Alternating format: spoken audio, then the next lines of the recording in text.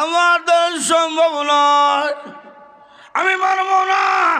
আল্লাহ রাব্বুল আলামিনের সামনে দাঁড়াইয়া কথা বলার সাহস আমার নাই। তোমরা চলে যাও নূহ নবীর কাছে। নূহ নবী বলবেন আমার দ্বারা সম্ভব না, তোমরা চলে যাও ইব্রাহিম নবীর কাছে। তিনিও বলবেন আমার দ্বারা সম্ভব নয়, তোমরা চলে যাও মূসা নবীর কাছে। মূসা নবীও বলবেন আমার দ্বারা সম্ভব নয়, তোমরা চলে যাও ঈসা নবীর কাছে। ঈসা নবী বলবেন এ হাসরবাসীরা, কিয়ামতের কঠিন ময়দানে নবীদের কাছে ঘোরাঘুরি করে সময় নষ্ট করে লাভ নাই। আজকে হাসরের মাঠে কেউ যদি আল্লাহ রাব্বুল আলামিনের সামনে দাঁড়াইয়া কথা বলতে কয়, রাহমাতুল লিল আলামিন ছাড়া সম্ভব নয়। রসুলকে তালাশ করো। হাসরের কঠিন ময়দানে সব মানুষেরা রাহমাতুল লিল আলামিনকে তালাশ করবে। নবীর কাছে গিয়া দেখে আল্লাহর হাবিব রাহমাতুল লিল আলামিন সিজদার মধ্যে পড়িয়া কান্না করে। তবে আমাদের নবীর কান্না অন্যান্য নবীদের কান্না সমান না।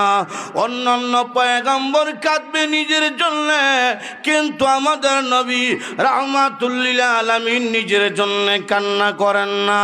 আয়েশা খাদিজার জন্য কান্না করে না, ফাতেমার জন্য নবীজি কান্না করেন না, হাসান হুসেনের জন্য কান্না করে না। নবীজি কান্না করে আল্লাহুম্মা উম্মতি, প্রভু গো আমার গুনাহগার উম্মতকে জাহান্নামের মধ্যে দিও না। নবীজির কাছে সব মানুষেরা নবীজি দরবারে দাঁড়িয়া আল্লাহর হাবিব রাহমাতুল লিল আলামিনের কাছে প্রস্তাব দিবে। ওগো নবীজি, ঘুরেছি হাসরের মাঠ, আদম পয়গম্বর বাবা হইয়া আমাদের জন্য সুপারিশ করেন নাই। নূহ নবী যাকে সানি আদম বলা হয় তিনিও সুপারিশ করেন নাই। ইব্রাহিম নবী আল্লাহর খলিল, এত সম্পর্ক থাকার পরেও সুপারিশ করেন নাই। ঘুরেছি গোটা হাসরের মাঠ, এসেছি আপনার দরবারে, আপনারা যদি তাড়িয়ে দেন বলেন আমরা কই যাবো, কোথায় যাব? এমনি নবীজি ডাকদা বলবেন হাসরের মানুষ, তোমরা আমার কাছে এসেছো, আমি ফিরিয়ে দিব না, তাড়িয়ে দিব না, দেরিও করব না। এখনই তোমাদের জন্য আল্লাহ রাব্বুল আলামিনের দরবারে সেজদার মধ্যে পড়িয়া আল্লাহর প্রশংসা শুরু কইরা দিব।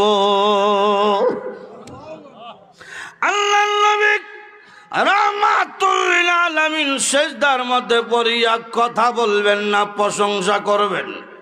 আনতা জুল জালালি ওয়াল ইকরাম, আনতা আহকামুল হাকিমিন, আনতা হাইয়ুল কাইয়ুম। প্রভু গো, তুমি না সম্মান মর্যাদার অধিকারী, তুমি না চিরঞ্জীব চিরন্তন, তুমি না বিচারপতি তোর বিচারপতি। ও খোদা, হাসরের মাঠে আমরা যারা আছি সব তো তোমার গোলাম, তুমি না আমাদের মনিব। মনিব হইয়া গোলাম রে দমক দিয়া লাভ কি? সুবহানাল্লাহ দেখুন।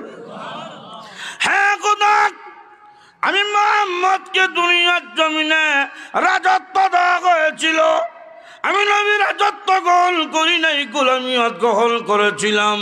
গোলামিয়ত গ্রহণ করার কারণে কোনোদিন নবীজি সিনা উঁচু করে হাঁটেন নাই, কোনোদিন নবীজি দুইটা পা লম্বা করে ঘুমায় নাই, নবীজি পা দুইটা বাঁকা কইরা ডান হাত মাথার নিচে দিয়া নবীজি ঘুমায়। আল্লাহ, হাঁটলাম গোলামের মতন, খাইলাম গোলামের মতন, ঘুমাইলাম গোলামের মতন। কিয়ামতের কঠিন ময়দানে যদি তুমি আমাদেরকে দমক দাও, বলো না গো এই মোহাম্মদ নামক গোলামটা যাইব কার কাছে? এমনি আল্লাহ ডাকদা বলবেন, ওগো নবীজি ইরফা সাকা, ও নবী আপনার মাথা ওঠান, কিয়ামতের কঠিন ময়দানে আপনার প্রশংসা শুনে আমি আল্লাহর রাগ গুসা ঠান্ডা হয়ে গেছে। ওগো নবীজি হাসরের কঠিন ময়দানে সর্বপ্রথম আপনাকে কথা বলার জন্য অনুমতি দিলাম।